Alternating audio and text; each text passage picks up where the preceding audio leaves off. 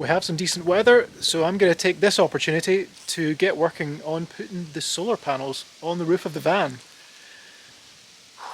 The plan is I'm going to use these metal bars, attach them across the roof bars on the van, and bolt the bars on, bolt the solar panels to the bars.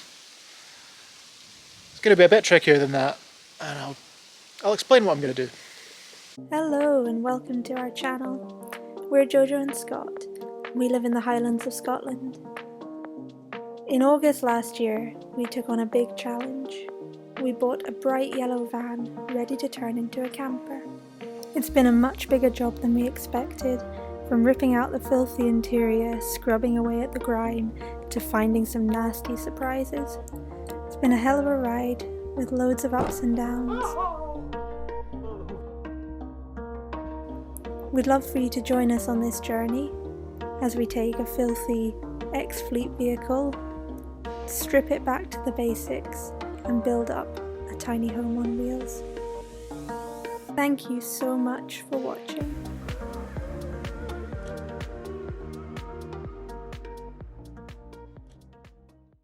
So for the solar panel rack, we've decided to try and just keep it simple.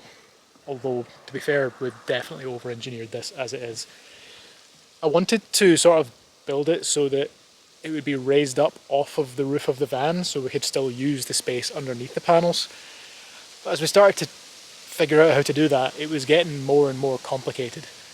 And that's a silly design. So we thought, just forget it. Let's attach the solar panels to the roof and get on with it. Here's roughly the arrangement of these aluminium bars. We have two 175 watt solar panels. They're roughly 1.5 meters by 75 centimeters. So they'll run lengthways. Connect them up to the solar power wire there that we put on ages ago. The plan is we're going to bolt these down straight into the roof bars, so there's not really any room for mistakes here. One thing we do need to be careful of is making sure that these bars are not so far towards the front, because when the vent lid comes up, we cannot be obstructing it. This bar here is already pretty close to it. Decided I'm definitely going to give the roof a quick clean now, because it'll be way harder in the future with solar panels in the way.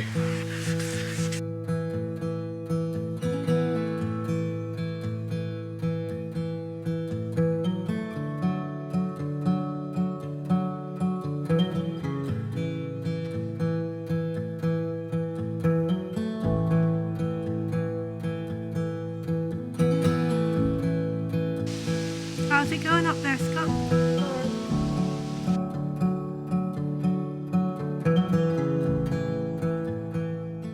The roof is clean. I've marked the centres on all of these bars. That's where the middle of this thicker bar is going to sit. This thicker bar is twice the width of the rails that are on the solar panels, because they're both going to meet in the middle. So, two solar panel rails on it. The edge bars are half the width of this one. So one solar panel rail, because there's going to be one solar panel rail either edge. So I'm going to clamp this sucker into place, and I think I'm just going to drill the holes and hope for the best. Put some wood under there so I don't go straight into the van body. Wish me luck.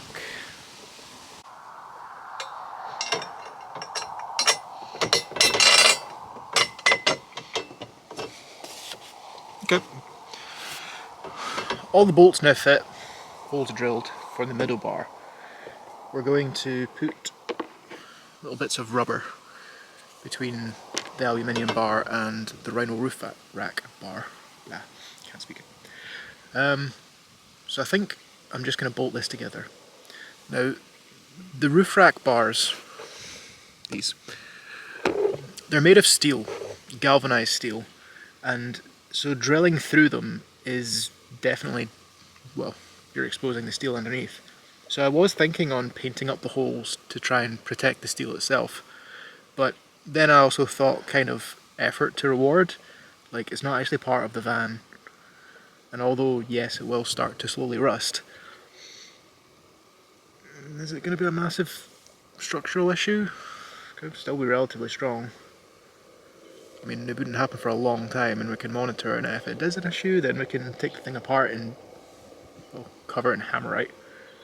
So for now, because this is a fiddly job and it's very cold up here in the van, I'm just going to bolt this together.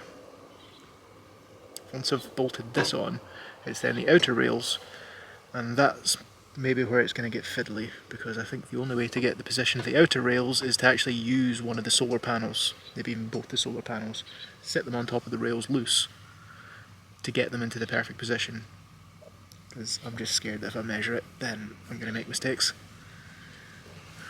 Here goes. So I've figured out how to position the edge rails. Got my solar panel. I'm not going to use it to position the edge rails. I'm going to just cut some bits of wood that are the exact length of the width and use those. Don't know why I didn't think of that sooner.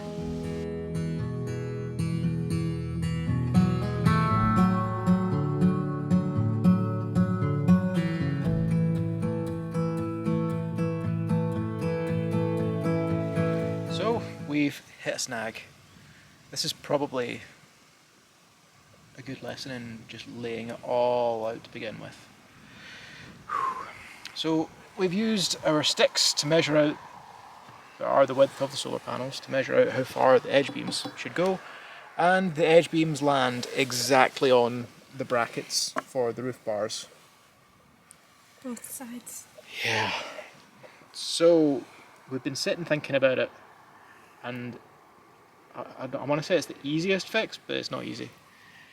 But we're thinking that the fix for this is to move this bar a bit to the side so that we've just got, like for example, if offset. that bar comes that way, then this pole can sit on this side of the, Then it would sit there. on the bracket. I've wondered about, could you just drill through the plastic, but there's two big bolts under there holding the roof bar on. It's actually metal. The metal, sorry. There's two big bolts there, so you can't really Yeah. drill through, and that would be drilling through every single attachment point, which is not Which ideal. is just not the best. You don't need to be doing that. So I think we're going to have to make 3 new holes in the bars. Yep, I think we are. Make 3 new holes. Yeah, it took a long time to drill that.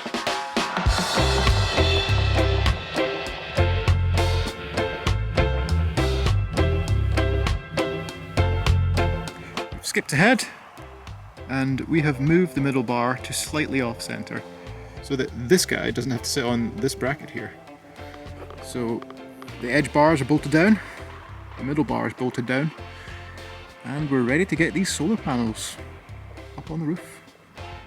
The plan for fitting these solar panels is pretty much sit them up on the bars, mark where the holes are, get them off the roof again, drill holes in the bars, bolt them onto the bars, done.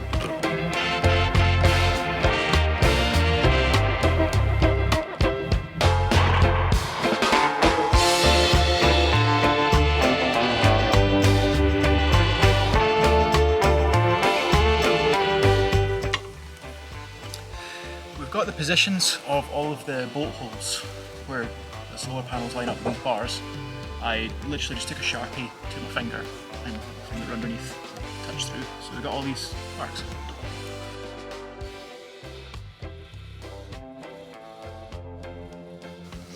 So I tried to skip like the normal way that you'd want to drill into metal because I'm impatient.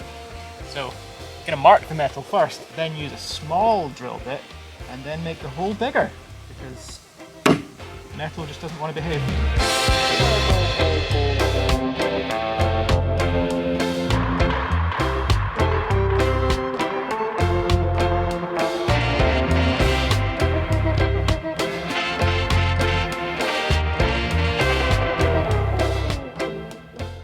Okay, now I need to try and get these bolts under here without this thing sliding away. Think we can get them in that way? No.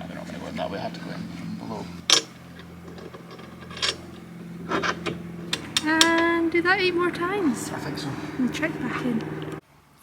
So we've got the first solar panel bolted in place. I'm protecting it with some cardboard while we do all the rest of the rigmarole for the second solar panel. So we've had it up, we've made the marks. All the marks. Scott's drilling pilot holes. Starting to make the marks. And then drill the actual holes and then put the panel up and then put the bolts in and then tighten the nuts. And then connect it and then cable tie it and then protect the end of the bars and then we're done. Yeah. So we're nearly and there. then go inside and make sure that we've actually got an electrical connection. Yeah. So really, really simple. Easy. We're working on securing the last 4 bolts to the last solar panel. It's the 4 bolts on the kind of inner edge, the middle beam. And I just need to record this for bloody future prosperity.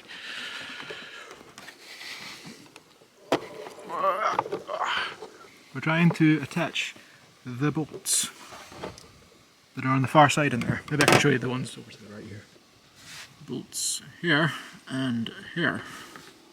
Pretty hard to reach. Extendo wrench and some bits of wood holding the other thingy in place. So I don't think that quite showed just how ridiculous the setup was for tightening up those last bolts. I was putting this thing under the bolt, which has the little bit for the bolt head. Then to get it to the right height, I was taking this nonsense and sliding it under it to get it to the right height. And then to reach the nut on the top side, I was using this.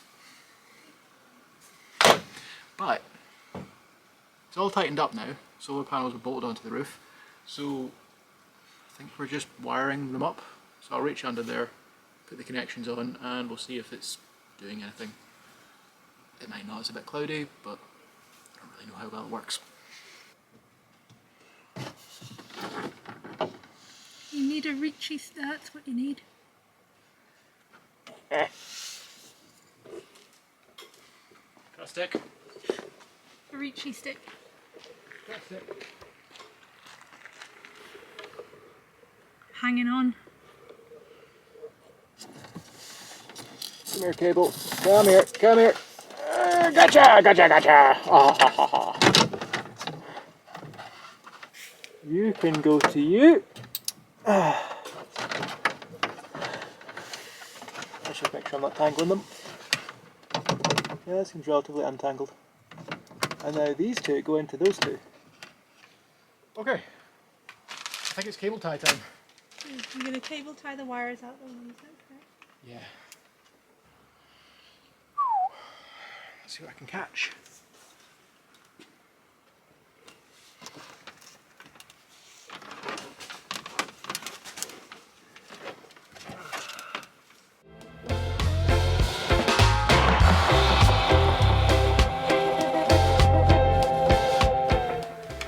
That's it done.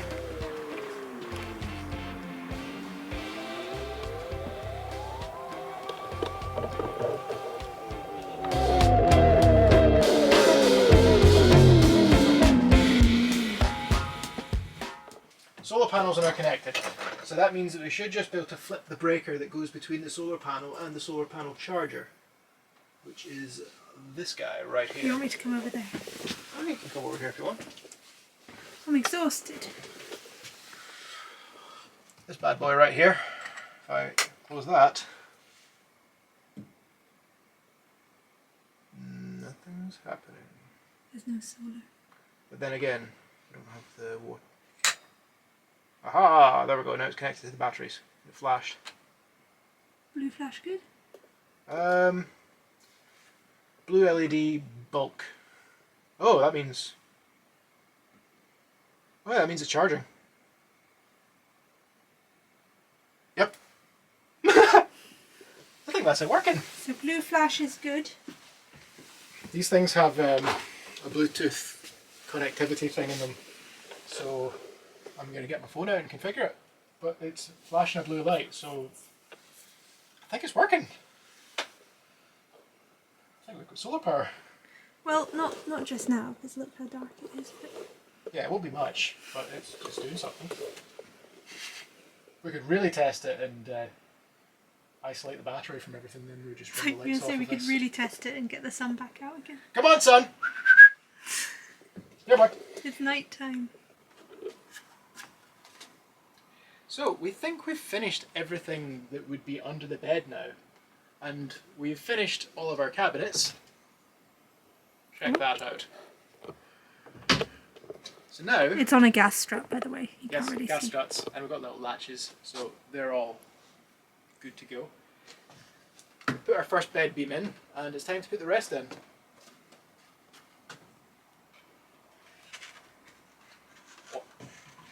Smooth. Just many more beams to go. You did that the wrong way, now you have to climb over it. Yeah.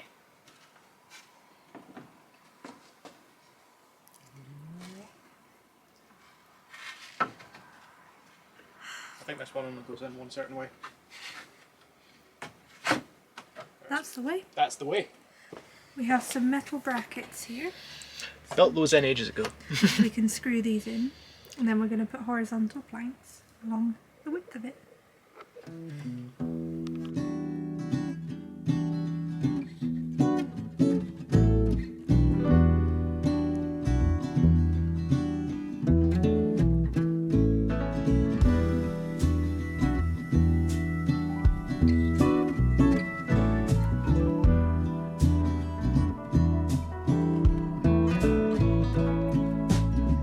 Hold on to the hand of self-destruction, and I'm back to a place.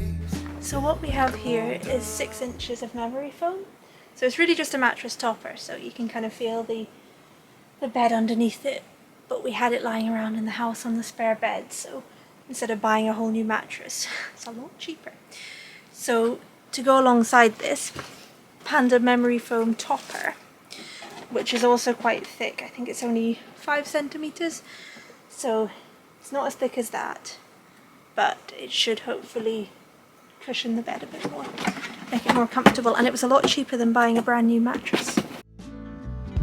Just give me a sec while I smoke this cigarette. Next job we're going to tackle on the van is this really old radio.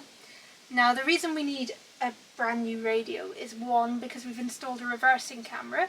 So we put that in a year ago when we first bought the van. We ran the cable and it doesn't connect up to anything here, so we need some kind of screen for that. The second reason we wanted to replace the radio was that the bit that you plug your phone in doesn't actually work, so we can't get music from our phones through the radio. So we thought that's 2 reasons, and we just quite like the idea of getting Bluetooth and everything. So we've bought a new radio. So this is the radio. As you can see, in and of itself, it's not going to fit where the old one was. So we've had to buy new fascia as well, so the plastic's around. And we're going to attempt to take the old one out, put the new one in, wire it up correctly, wire in the reversing camera, put it all back together. So we'll see how this goes. So removing this fascia should be, I even want to say, fairly straightforward. I'm going to scratch that from the record. It should just pop out. It's just held in with the same little metal clips that hold in the rest of the panels around here, and we've removed them in the past to pass wires and stuff, so shouldn't be too technical. I'm just using an old flathead screwdriver here to pop it out.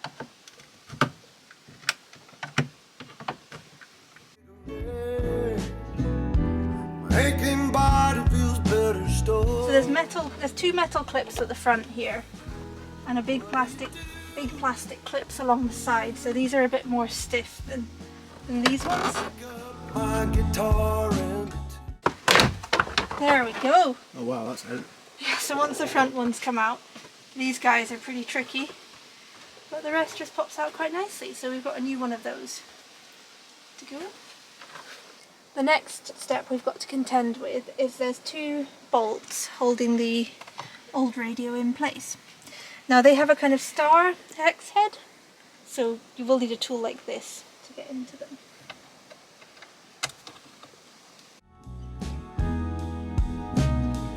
too much on your plate when the need to escape. Everything will be better when I find. There we go. So just a screwdriver in around the edge, gentle pressure. And that pops the whole thing out. So there you can see you can get in around the back now and start to disconnect the cables. Yeah. So there's three big things to connect on the back here. There was this little guy, and that just pinched and that came loose. Now I've got to figure out how to disconnect these two cable bundles.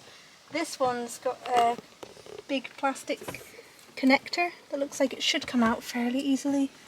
And this one's a metal one. Hold on, I'm going to put some gloves on. That sounded like a click. Yeah, there was something came loose there. I think you're getting somewhere. There we go. Second one. So the second one has a clip. The first one has a bit to squeeze to pull it out. This one has something that you press. And that makes it loose. And then there's just this little guy here. So you need pliers to get that bit off really, really gently. We just grabbed it with these and off it came. Now, I think with the new fascia we're going to need to take these parts off, which is the blowers. There's two other bits. Middle bits if you flip it over. Back. I believe we have to change it. Take those and take that. Take those and that off. And that's where the little, this one was connected, so that does the warning lights, the hazard lights and the locks. So that's what the lower one's for. This one went into one side of the radio, that one came out the other side. We'll figure it out as we go. But yeah, these are the blowers, so they need to come off. So we've got these two bits out now, these are the blowers. What you need to get these out is a slightly smaller star wrench. Because there's two little bolts holding them in place. And the rest, they just clip out. There's some funny catches holding them in place that you need to kind of lever a bit with a screwdriver. They come out, no bother. And then the warning light and locks, that just pops off, no bother. As does the card holder, just pops out. And we're left with the old radio attached to the old fascia. And now we have the fun job of trying to put everything back together. So one of the main reasons we don't do a lot of instructional videos is they tend to go like this. We start a job, realise we don't have a part, and we have to order it online. So when the next clip or so, we should be a few days ahead when we have the piece we need. The problem we faced is the old radio had a connection like this, so that's fine. The new radio has a connection like this. Now, I didn't particularly want to go and chop all those wires and figure out which wire went onto all these ones. So we've needed an adapter piece. Clearly you have to get precisely the right piece, otherwise your radio is never going to work, or work properly, or it'll do something weird. So Scott phoned the guy at, what was the website? Company's called Dynamic Sounds. Dynamic Sounds in London. Lovely guy, really helpful. We told him the problem and within minutes he had a code part number for the bit we needed. So we've ordered that. It should be here in a couple of days. And then we'll pick this back up again.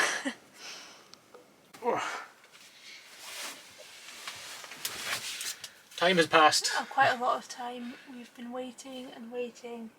Finally, this thing has arrived. These bits, we're waiting on this. Because this connector didn't match the radio. So now we have a thing to make it fit. So it's a week later, it's night time, and we're going to try and get this finished. Let's see how it goes. It's getting pretty dark now, and we have not a clue how to put this fascia together. This is the replacement front, and it's come with a couple of wing-shaped clip things. These wing-shaped clip things. There's two, and they're symmetrical, but we can't find a single orientation that one even fits. How did they go? Like, I'd like to say that this bit's removable, but it's absolutely not.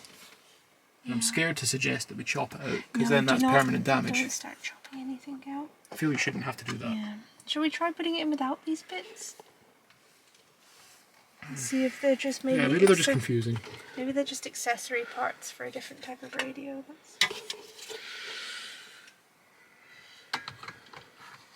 We'll check back in. Days and days are passing, and we are still trying to fit the new radio into the van. Now, most people probably won't understand what we're talking about here, so feel free to skip ahead. But for those actually trying to install a radio in their Ford Transit, and they want the all the lowdown on how to do it, then continue watching. So this is the state that we're at. We have just made a discovery. So to be able to use a reversing camera with a double DIN radio, you need to be able to know when the thing is set in the reverse gear. So The reason for that is, so you put it in reverse, you want it to turn the camera on automatically. You don't want to have to switch it on manually. So this end of the cables, these are just these bit here. This is what came with the radio, and it needs a parking brake connection, and it needs a reverse in connection. Now, I phoned the people that we got this radio from, and they said that the parking brake can just be earthed to the frame, which I think is I think that's a bypass, but we'll skip that for now. The really important one is the reverse in. We need to know when it's in reverse gear so that it changes over to the reverse camera. So we were going, oh my gosh, how do we do that? But didn't the guy say, he said it's easy, it's in one of these bundle of cables.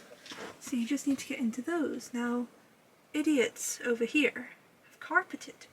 We closed that up ages ago. So we can't get in over there. It's an easy fix for most people that haven't already converted their van. But we've closed that up a long time ago because we thought the camera was in place and finished. So we had to find another point to connect in to the reversing camera. Sorry, to the brake light. Reversing light! We had to find another point to connect into the reversing light. So we phoned them up again and said, hi, can you help? And they said, well, you're going to have to tap into the line, the reversing light line further down the line. We knew that it came down this pillar. Yeah, so you have to remove the pillar. Now it's only held into place using horrible metal clips, so with a bit of wiggling that comes off. And there's a speaker that you have to disconnect as well. Yes. We've taken off all the fascia down here just to see where it goes, to see if there's any easy place to get into. Not now really. we had to take out the lights control, we've taken out all the fascia underneath, and we couldn't get in down there. No. So we were left with a very, very simple, tiny little It's just one of these cables, no problem. One of these guys, you have to figure out which one it is. So if you're wanting to try and test for the cable, I actually stuck the multimeter probe into the insulation so that it was just touching the metal. And luckily we have an earth connection, a ground connection, sorry, just here. I was able to touch it to this connector. Black to the connector, red to the cable. Yeah, so he had that with the multimeter. I had it set to 20 volt on the multimeter. So that way when we had this test set up... So we turned the van on, put it into reverse, and it quite clearly showed a reading. Yeah. Now we tested with all the other gears just in case that wire was going just to the gears in general, but no, it was definitely showing a voltage. Yep, it was showing 12 volts when it was in reverse and like 0.2 or 2 volts-ish. Yeah, So 2 volts. we've identified from the big loom of cables, which is the one of interest. Now what? Now we need to splice into that cable. I am going to remove some of the insulation from it. I'm going to solder another cable onto that, and I'm going to run it in behind here, out the back of the radio area, and I'm then going to connect it onto... The purple one, not the green one. Yeah, I'm then going to connect it to the reverse in. So it's really, really simple. It's simple. Absolute footer. Yeah. Yeah, good luck finding any information about this online. Yeah. This is the information online. I got a message today, somebody saying, when are you heading off travelling? Like, when this is finished. when the dashboard's back together, that would be a good start. Could be. The rest of the van's looking great. A bit messy. For the record, we're actually camping in this thing now. Yeah, we've been living in it for a few days because you don't need a dashboard to live in a van. No, not at all. More time has passed. I flayed some of the insulation off of the little blue and white wire, and that exposed it. I then wrapped a cable around that, soldered the cable onto it, and I had already fed the cable through the dashboard. So now it's coming out here. That is the reverse symbol, indicator, signal, that one. That is the reverse signal cable. whenever we stick the gear into reverse, this thing goes to 12 volts. So, we have got all of the cables in place, we think. This mess. I've put the fascia back together, or the new one. So it's just like a reverse jigsaw puzzle. You just pop these bits back in, screw them back in, to go. This guy here, so this was the big one that will plug into the radio in the end. This little guy's the aerial, so that needs to plug into the radio. This little guy, that plugs into the hazard lights, so that's important. This was the new cable that Scott made that switches over to the reversing camera when we're in reverse. So that's the reverse in there, so that's all connected up to this.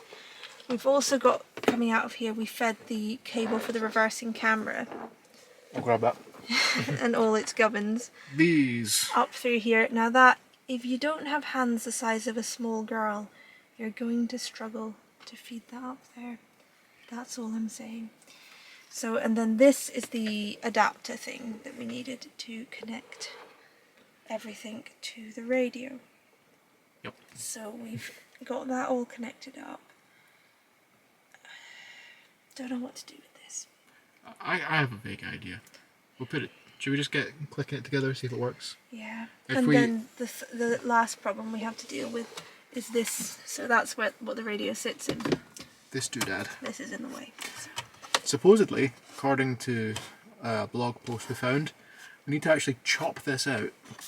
And it makes sense, it's totally in the way, but you know, it's kind of permanent damage. Yeah. So that's what we're on to now. We have so many things in bits of cable here.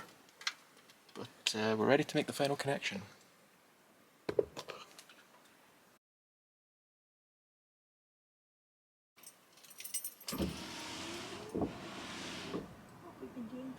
Oh! Where's the internet? I feel like you didn't even have to turn the ignition on, you could have just left the key in. For your safety, do not watch it operate well. That's great. Well, that's on. Tuner. Let's see if we can get some music from that. Hey, that's stuff coming out this. Well, that's. It's at least connect. Yeah, it's at least connected to the speakers. But you know that there's no good radio stations around here. Yeah. None. Oh. Tell you what, can you try sticking it into reverse? That might be what it is. Oh, it should just go.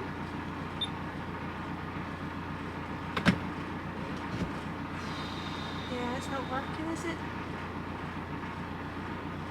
Probably needs those other two cables connected. There's nowhere to connect them to. So we were very excited yesterday because we thought we found the reverse signal cable, but just because the cable gave a voltage when we stuck it into reverse didn't mean it was actually what we're looking for. We've got the rest of this. I mean, this is all wired up. Everything's working. The reversing camera's working if you put it in manually, but it wasn't switching on when we put it into reverse, so we thought, gosh, we're going to need to start again. So the fact we got a response of about 0.1 volts, and we thought, oh great, that's what we want, that's a signal. No, we actually want a signal of roughly 12 volts. So we found a new cable. Scott, do you want to demonstrate? Yep, we have gone probing all of the cables. We've poked them all. They're not happy about it. The cables don't mind. And that's the ground. Go ahead, Jojo, stick it in reverse. I can't quite reach. It's a clutch. Hey, there we go.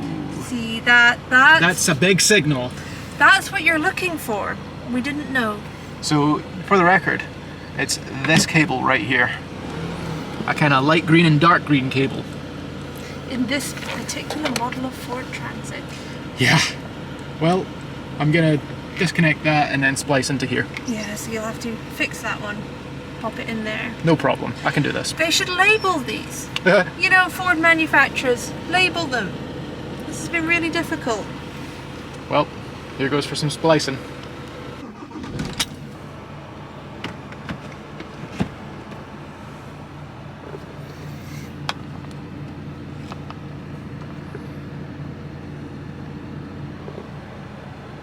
Hey, there we go.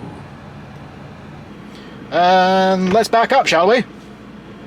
Hey, that's not bad at all. I think there's a sticker over the lens. Oh, that's good. That's working. And then if we really just feel like looking at it anyway, there we go. Well, that's working. Good. Let's get it jammed into there. Yeah, just gonna tidy up this mess now. We're now in for a scary bit. This is the frame that holds the radio. Little extra brackety bits that came with the fascia.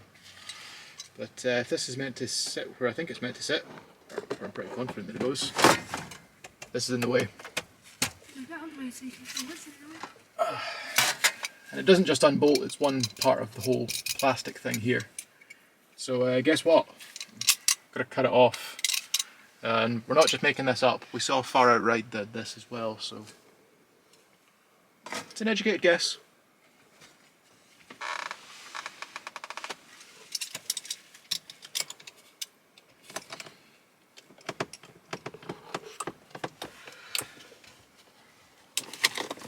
Butter. Very much so. Gosh, that's just coming right off. Watch your fingers. Ah, yeah, nice. Destroying the van.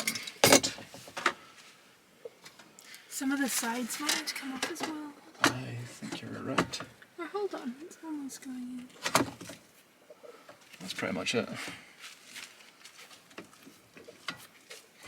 It looks like, I think this is meant to screw into that plastic there. So I'll take this off. Little bits need to come off. Just flay the plastic till it fits. It comes off very easily. We'll check back in later. Suddenly it's in! Not quite.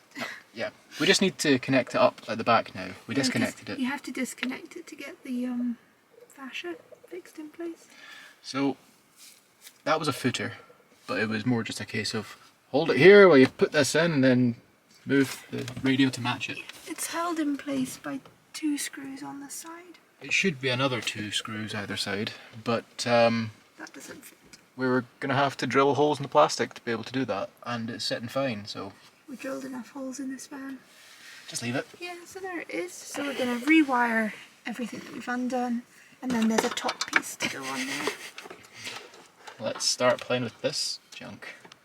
That was a scramble to get that connected, but I think it's done. Okay, so now let's see what happens when we try to reverse.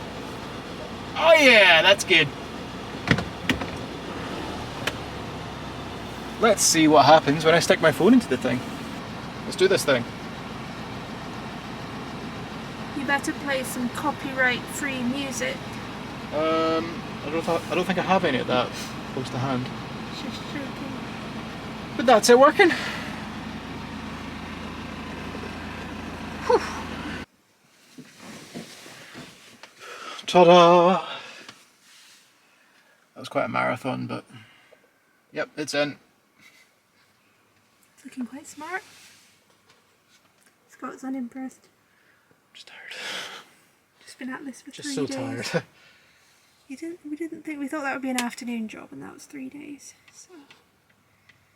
There we go. So, that's us finished the van build. We're finally on the road now. Getting a little bit of travelling done. It's been several weeks since we last had the camera out. There's Yeah. a good few reasons for that. Firstly, the laptop broke, so we couldn't put together any more videos. But secondly, we've also been getting other work done on the van, things that we can't do ourselves. Things like getting the gas checked. And we've been getting some security upgrades as well, so that we feel a bit more confident leaving the van. Yeah.